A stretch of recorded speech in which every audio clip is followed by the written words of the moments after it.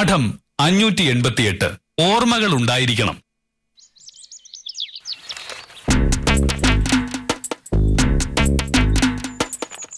നിത്യോപയോഗ സാധനങ്ങളുടെ വില കൂടുന്നു. പുതിയ ബജറ്റിനെ തുടർന്ന് സാധനങ്ങളുടെ വില കുതിച്ചുയരുന്നു. സാധാരണക്കാരുടെ ജീവിതം കൂടുതൽ ദുസ്സഹമാകുന്ന നടപടിയാണെന്ന് പ്രതിപക്ഷ കക്ഷികൾ പറയുന്നു. ഇങ്ങനെ വയനാട്ടിൽ എങ്ങനെ ജീവിക്കും? സാധാരണക്കാരുടെ കാര്യം കക്ഷ തന്നെ. ഇത് എന്താ പ്രതിവിധി?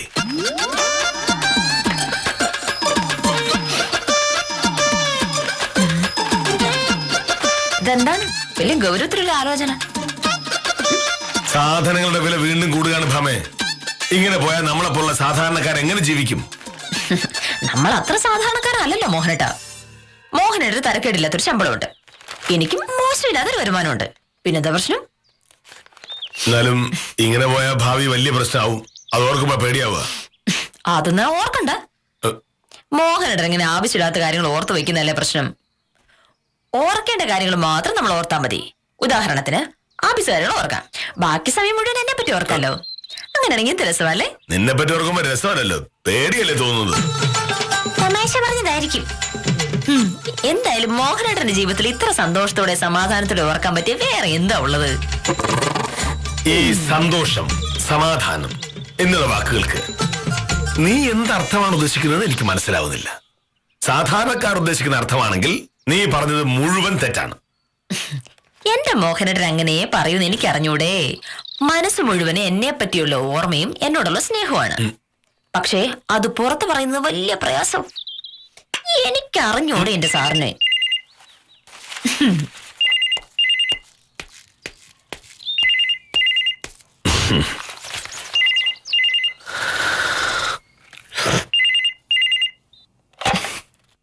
ഹലോ, അതെ ഭാമയാണ്.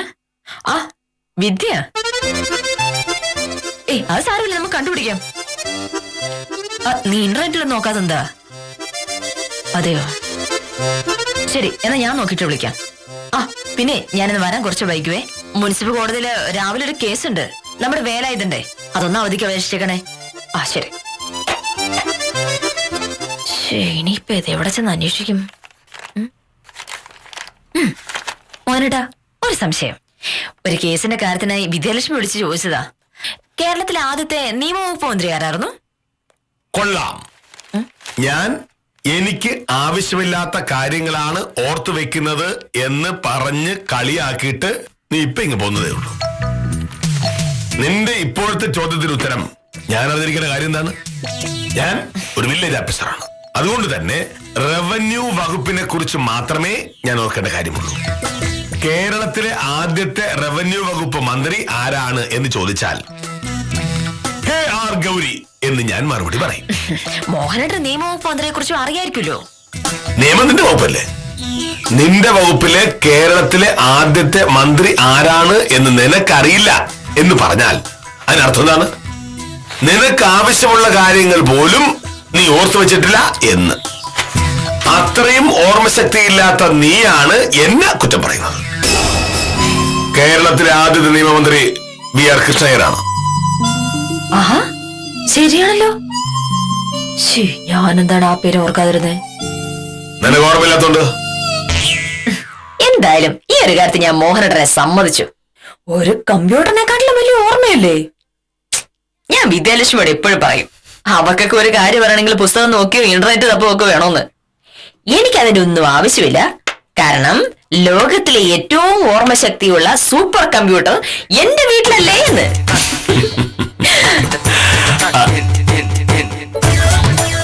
അവൾ കളിയാക്കിയതാണോ? ആയിരിക്കും. എന്നാലും കളിയാക്കിയതിന്റെ ഒരു രീതി ഉണ്ടായിരുന്നു.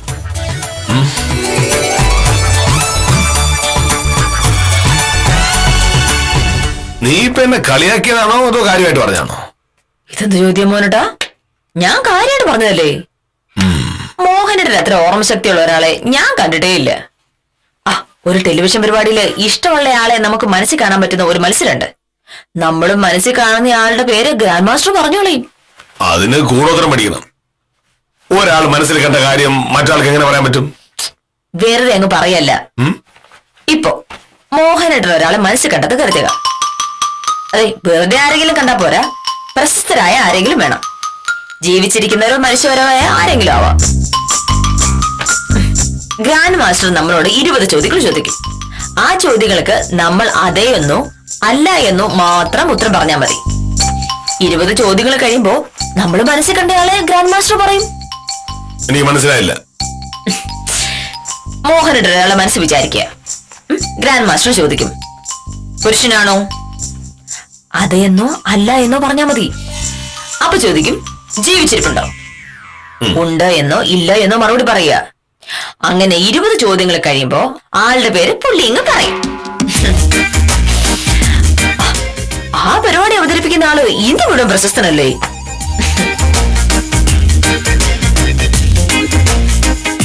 അത് കൊള്ളാലോ. പുരുഷനാണോ? ജീവിച്ചിരിപ്പുണ്ടോ? ഇന്ത്യക്കാരൻ? മലയാളി? രാഷ്ട്രീയം? സർക്കാർ ഉദ്യോഗസ്ഥൻ? ആളെ കണ്ടുപിടിക്കാൻ പറ്റും.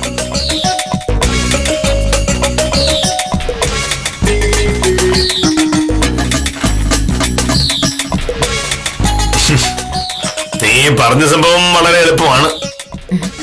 ഞാൻ വിചാരിച്ചത് നടക്കും. അത്ര എളുപ്പമൊന്നുമല്ല കേട്ടോ മോനേട്ടാ. ആണ്. നീ ഒരാളെ മനസ്സിലാലോചിക്ക്, ഞാൻ ആ പേര് പറയാം.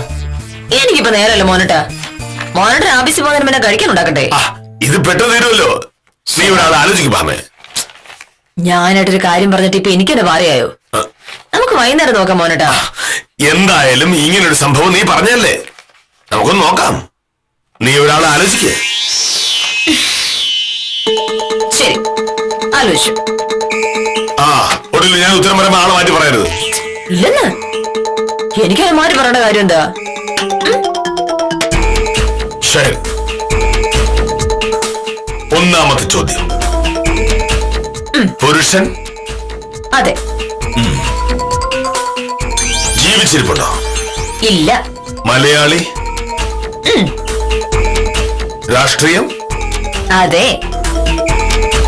മന്ത്രിയോ MLA-യോ MP-യോ ആയിട്ടുണ്ടോ? MP? ഇല്ല. അപ്പോ കേരളത്തിൽ മന്ത്രിയായ ആരോ ആണ്. മന്ത്രിയായത് 1975 ശേഷമാണ്? അല്ല. 1960 ശേഷം? അതെ. ഇടതുപക്ഷ പ്രസ്ഥാനങ്ങളുമായി ബന്ധപ്പെട്ട ആളാണോ? അല്ല. അതായത് 1960 സർക്കാരിലെയോ 1970 സർക്കാരിലെയോ മന്ത്രിയായ ആളായിരിക്കണം. 1960 സർക്കാരിൽ മന്ത്രിയായിരുന്നു? അതെ. കോൺഗ്രസ്സുകാരൻ? അല്ല. പേരിനോടൊപ്പം സ്ഥലപ്പേരുണ്ടോ? പിടി കിട്ടിയല്ലേ? ചോദ്യത്തിന് സമാധാനം പറയൂ. പേരിനോടൊപ്പം സ്ഥലപ്പേരുണ്ടോ? ഉണ്ട്. 12 ചോദ്യമേ ആയിട്ടുള്ളൂ. 13ാമത്തെ ചോദ്യം. നീ പറഞ്ഞയാൾ കേരളത്തിലെ മുഖ്യമന്ത്രി ആയിട്ടുണ്ടോ? ഉണ്ടെന്ന് മോഹനേട്ടൻ തന്നെ അറിഞ്ഞൂടെ? ഇനിയിപ്പോ അങ്ങ് പേര് പറഞ്ഞാ പോരെ? പട്ടം താണുപിള്ള? അതെ. എന്റെ വില്ലേജ് ഓഫീസർ ആരാ മോൻ? 13 ചോദ്യത്തിന് ഉത്തരം കണ്ടുപിടിച്ചു കളഞ്ഞില്ലേ? ഇതിനാണോ വലിയ മത്സരം എന്ന് പറഞ്ഞത്? ഇതൊക്കെ എനിക്ക് നിസ്സാരമല്ലേ? ആണ്. പക്ഷെ അത് എനിക്ക് മാത്രമല്ലേ അറിയൂ. മോഹനേട്ടന്റെ ഓർമ്മശക്തിയെ പറ്റി സത്യത്തില് നാട്ടുകാരെ മുഴുവൻ അറിയേണ്ടതാ. ഒരു ടെലിവിഷൻ പരിപാടിയിലൊക്കെ മോഹനേട്ടൻ പോയിരുന്നിട്ടുണ്ടെങ്കിൽ അവസ്ഥ ഒന്ന് ആലോചിച്ച് നോക്കി. ഇപ്പൊ കാന്തല്ലൂരുകാർക്ക് മാത്രം അറിയാവുന്ന കെ മോഹനകൃഷ്ണൻ നാളെ കേരളത്തിലെ സൂപ്പർ സ്റ്റാർ ആയിരിക്കില്ലേ? അതോടെ എനിക്ക് വലിയ അഭിമാനമാവും. ആളുകളൊക്കെ എന്നോട് ചോദിക്കില്ലേ, മോഹനകൃഷ്ണൻ സാറിന്റെ ഭാര്യയാണല്ലേ എന്ന്. ഇത്രയും ബുദ്ധി ഓർമ്മശക്തിയുള്ള ഒരു ഭർത്താവിനെ കിട്ടിയത് ഭാഗ്യമല്ലേ എന്ന്. മോഹനേട്ടാ, നമുക്കൊരു കഴിവുണ്ടെന്ന് പറഞ്ഞിട്ട് മാത്രം കാര്യമില്ല. അത് നാട്ടിൽ അറിയാൻ കൂടി വേണ്ടേ? വേണ്ടേ? ഓ, അതിനൊക്കെ ഭാഗ്യമൊക്കെ വേണം. ഭാഗ്യം എങ്ങനെ വെറുതെ വരുന്നതാണോ? നമ്മൾ കൂടി ശ്രമിക്കണം. ശ്രമിക്കാതെ ജീവിതത്തിൽ വിജയം ഉണ്ടാവോ മോഹനേട്ടാ?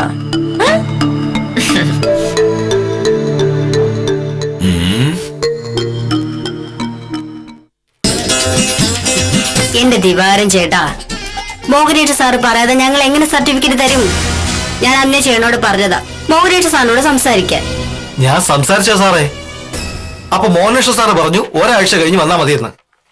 അങ്ങനെയാണെങ്കിൽ സാറ് വരട്ടെ, ദിവാരം ഇവിടെ നിൽക്ക്. പോയിട്ട് കുറച്ച് അത്യാവശ്യം ഉണ്ടായിരുന്നു സാറേ, അതുകൊണ്ടാ. മോഹനേഷ് സാർ എപ്പോ വരും? മണി 10 സാറ് വരേണ്ട സമയമായല്ലോ. ഇനിയിപ്പൊ താലൂക്ക് ഓഫീസിലെങ്ങാനും പോയോന്നറിയില്ല. എന്താ പ്രശ്നം? നമസ്കാരം സാർ, ഞാൻ ദിവാകരൻ. ആയിക്കോട്ടെ, എന്താ ദിവാര പ്രശ്നം? ഞാൻ വരുമാന സർട്ടിഫിക്കറ്റിന് അപേക്ഷ വന്നിരുന്നു. ഇന്ന് വരാനാ സാറ് പറഞ്ഞത്. ദിവാരം വരൂ. ചെല്ലേ.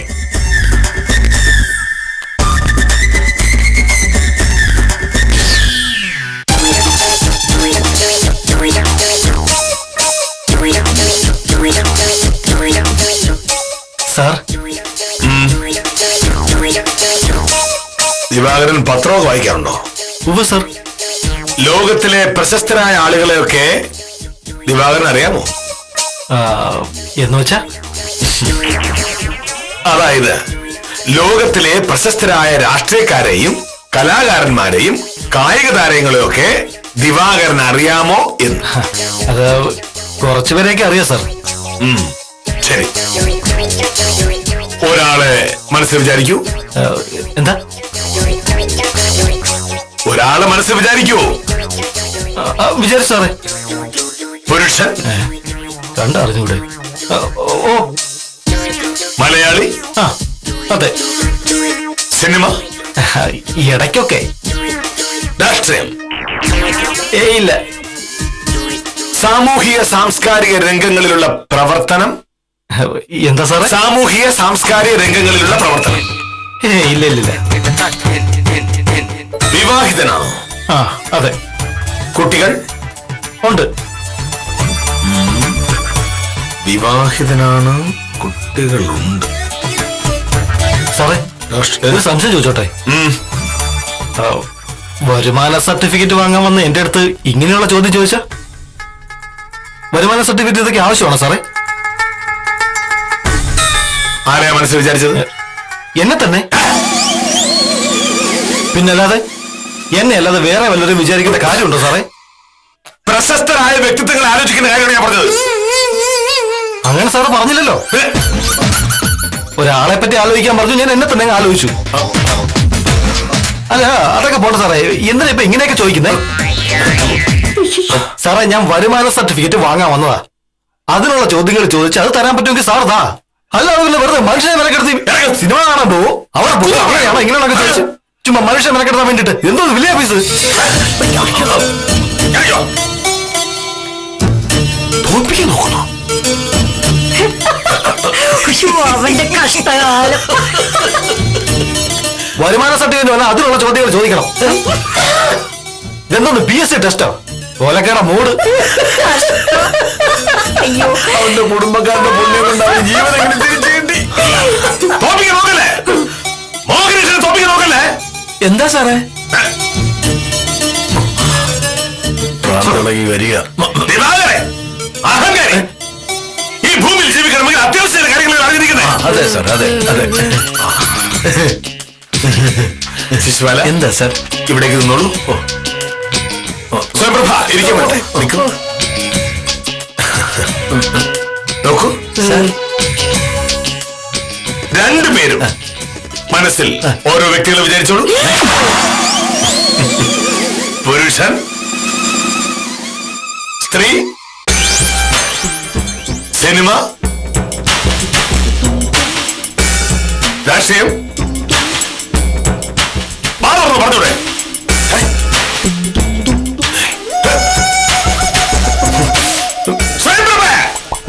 ശിശുപാല,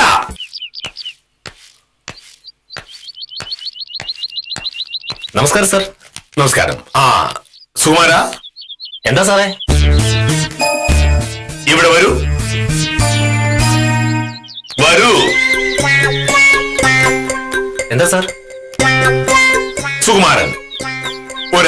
മനസ്സിൽ വിചാരിക്കൂ. എന്തിനാ സാർ? വിചാരിക്കൂ. വിചാരിച്ചു.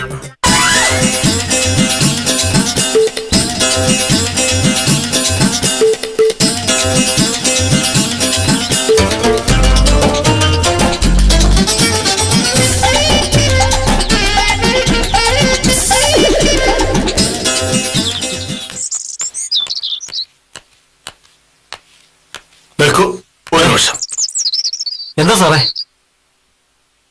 ഒരാളെ ഒന്ന് മനസ്സിൽ വിചാരിക്കൂ. ആരാ സാറേ? ആരെ വേണേലും മനസ്സിൽ വിചാരിക്കാം. സാറേ, ഈ ചാക്കെടുത്ത് പിടിക്കോ? എന്ത്? ഒരാളെ മനസ്സിൽ വിചാരിക്കില്ല സാറേ. ശരി.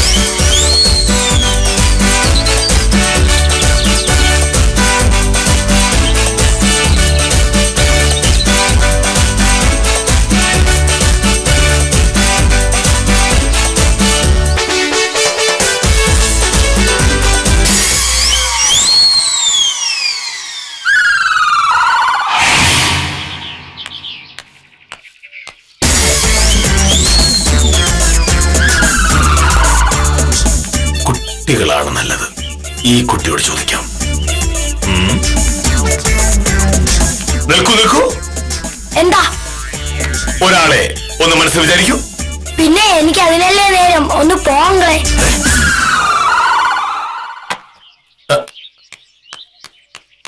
ഒരാളെ മനസ്സിൽ വിചാരിക്കാൻ പറഞ്ഞ ഒന്ന് പോയെ. വെക്കേഷനായിട്ട് കളിക്കാൻ പോലും സമ്മതിക്കൂലേ? ഈ എന്നല്ലേ വേറെ പണിയൊന്നുമില്ലേ? പുതിയ തലമുറ വല്ലാണ്ട് വഴിഞ്ഞിട്ട് പോകും. ആർക്കും ഒന്നിനെ കുറിച്ചും അറിയില്ല. എന്റെ പൊന്നു വക്കീല് ആദ്യം എന്റെ അടുത്ത് വിവരം പറഞ്ഞ സുകുമാരനാണ്. നമ്മുടെ തയ്യക്കട നടത്തുന്നില്ലേ സുകുമാരെ? സുകുമാരൻ ചായ കുടിക്കാൻ വന്നപ്പോഴാണ് മോഹനേര സാറിനെ കണ്ടത്. ഒരാളെ മനസ്സ് വിചാരിച്ച പറയാം എന്ന് സാറ് പറഞ്ഞെന്ന്. സുകുമാരൻ ആദ്യം കാര്യം മനസ്സിലായില്ല.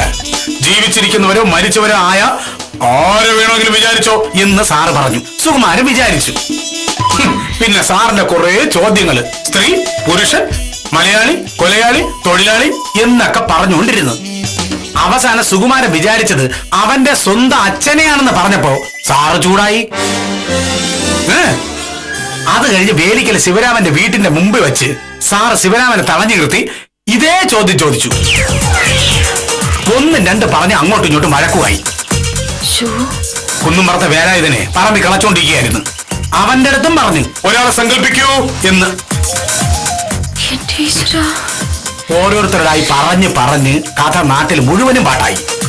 അതിനിടയിലാണ് അറിയുന്നത് വില്ലേജ് ഓഫീസിൽ ഓരോ ആവശ്യങ്ങൾക്കായി വന്ന സകലരോടും സാർ ഇതേ ചോദ്യം ചോദിച്ചു എന്ന്. സാറിന് വട്ടായി പോയി എന്നാണ് നാട്ടുകാർ മുഴുവനും പറയുന്നത്. രാവിലെ എനിക്ക് പറ്റിയ അബദ്ധമാണ് എല്ലാത്തിനും കാരണം. മോഹനേട്ടന് ഭയങ്കര ഓർമ്മയാണെന്ന് ഞാൻ അറിയാതെ ഒന്ന് പറഞ്ഞു പോയി. നമ്മള് മനസ്സ് വിചാരിച്ചാലെ കണ്ടുപിടിച്ച് പറയുന്ന ഒരു പ്രോഗ്രാമില്ല ടി വി. അതിനെപ്പറ്റി ഞാൻ പറഞ്ഞതോടെ മോഹനേട്ടൻ അത് കയറി പിടിച്ചു. അതാണ് സംഭവം. എന്നാലും നാട്ടിൻപുറത്ത് ഒരാളിങ്ങനെ തേരാപ്പാര ഇറങ്ങി നടന്ന് ഒരാളെ വിചാരിക്കൂ എവിടെ പോന്നു അവിടെ നില്ല് ഒരാളെ വിചാരിക്കൂ എന്നൊക്കെ പറഞ്ഞു കഴിഞ്ഞാലേ നാട്ടുകാർ വിചാരിക്കൂലേ തലയ്ക്ക് ഭ്രാന്താണെന്ന്.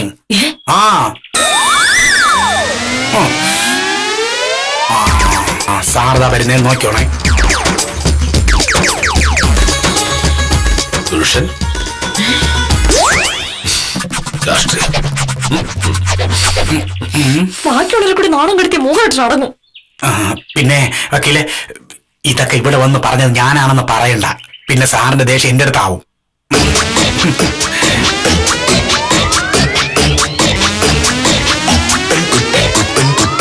നമസ്കാരമുണ്ട് സാറേ. മുത്തമ്മനെന്താ ഈ നേരത്ത്? അല്ല ഞാൻ വക്കീലിനെ ഒന്ന് കാണാൻ വേണ്ടി വന്നതാ. എന്താ സാർ തന്നു? ഒരാളെ മനസ്സിൽ വിചാരിക്കും. പ്രശസ്തരായ ആരെ വേണമെങ്കിലും വിചാരിക്കാം. ഞാൻ പറഞ്ഞില്ലേ ഇതാക്കണ്ട. ജീവിച്ചിരിക്കുന്നവരോ മരിച്ചുപോയവരോ ആയ ആരെ വേണമെങ്കിലും. സാറേ എനിക്ക് അങ്ങനെ ആരെ അറിഞ്ഞൂടെ. എന്നെ വിട്ടരെ എനിക്ക് പോയിട്ട് ഒരുപാട് കാര്യമുണ്ട്. കഷ്ടം. പ്രശസ്തനായ ഒരാളെ പോലും അറിയാതെ ഉത്തമൻ ഇന്ത്യയിൽ തന്നെയാണോ ജീവിക്കുന്നത്? ഞാൻ ഒരു തർക്കത്തിനുമില്ല സാറേ. വക്കീലെ അപ്പൊ ഞാൻ പറഞ്ഞ പോലെ തന്നെ ഈ കേസ് വക്കീൽ എങ്ങനെ കൈകാര്യം ചെയ്യൂ എന്നതിനനുസരിച്ചിരിക്കും ചിലരുടെ ഭാവി. ഞാൻ വരട്ടെ വക്കീലെ. സാറേ വെറുതെ വെറുതെ ഒരാളെ വിചാരിക്കാൻ ഈ തലയ്ക്ക് ഭ്രാന്തല്ലേ? ഒരാളെ പോലും മനസ്സിലാലോചിക്കാൻ വയ്യ. ആളെ വിചാരിക്കാൻ അറിഞ്ഞോളത്തണ്ടല്ല, എനിക്ക് വേറെ ജോലിയുണ്ട്. ഇത്തരം നിസ്സാര കാര്യങ്ങൾ പോലും അറിയാത്ത വിഡ്ഢി. ആ ഭാമേ, നീ ആരെങ്കിലും സങ്കല്പിക്കേ, നമുക്ക് നോക്കാം. 33 വയസ്സായ സുന്ദരനായ വിദ്യാസമ്പന്നനായ ഒരു സർക്കാർ ഉദ്യോഗസ്ഥനായ മലയാളിയെ ഞാൻ മനസ്സിൽ വിചാരിക്കാം. പറയാമോ? ഒരു വില്ലേജ് ഓഫീസർ എന്ന നിലയിൽ താന്തല്ലൂർ ഭാഗത്ത് ഇന്നലെ വരെ വളരെ പ്രശസ്തനായിരുന്നു. ഇന്ന് പക്ഷേ തലയ്ക്ക് സുഖമില്ലാതെ റോഡിലൂടെ ഒരാളെ വിചാരിക്കൂ എന്ന് പറഞ്ഞു നടക്കുന്ന ഒരു പ്രാന്തൻ എന്നാണ് പ്രശസ്തി. എന്താണ് സാറിന്റെ ഉദ്ദേശം?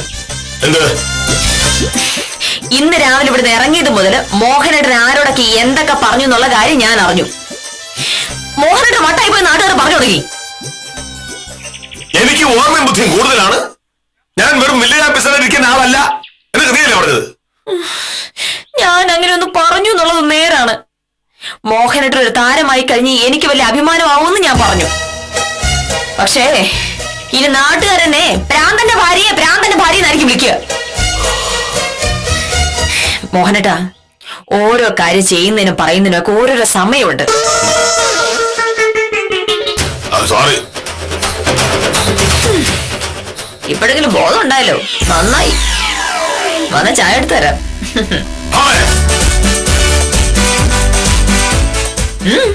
ഒരു പ്രാവശ്യത്തേക്ക് ആരെങ്കിലും ആലോചിക്കൂ. കഴിഞ്ഞ 4-5 കൊല്ലമായി ഒരാളെ തന്നെ മനസ്സ് സങ്കല്പിച്ച് ഞാൻ ജീവിക്കുകയല്ലേ. അതാരാണെന്ന് ഒരു ചോദ്യം ചോദിക്കാൻ മോഹനേട്ടൻ അറിയുകയും ചെയ്യും. പുരുഷൻ, മലയാളി, വില്ലേജ് ഓഫീസർ.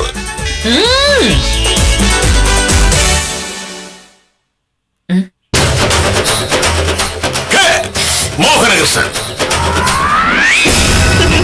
ഓർമ്മശക്തി ഒരു വലിയ ശക്തിയാണെന്നതിൽ സംശയമില്ല. പക്ഷെ അതേസമയം ഓർമ്മ നാട്ടുകാരുടെ മുമ്പിൽ ആളാകാനുള്ള ഒരു ആയുധമായി ഉപയോഗിക്കുന്നത് നല്ലതല്ല. തന്റെ വിപുലമായ ഓർമ്മശക്തി കൊണ്ട് നാട്ടുകാരുടെ മുമ്പിൽ ആളാവാൻ ഇറങ്ങി നാണക്കേടിലായ വില്ലേജ് ഓഫീസറോട് സഹതാപം പ്രകടിപ്പിച്ച് ഇന്നത്തേക്ക് വിടാം. കാര്യം നിസാരം തുടരുന്നു.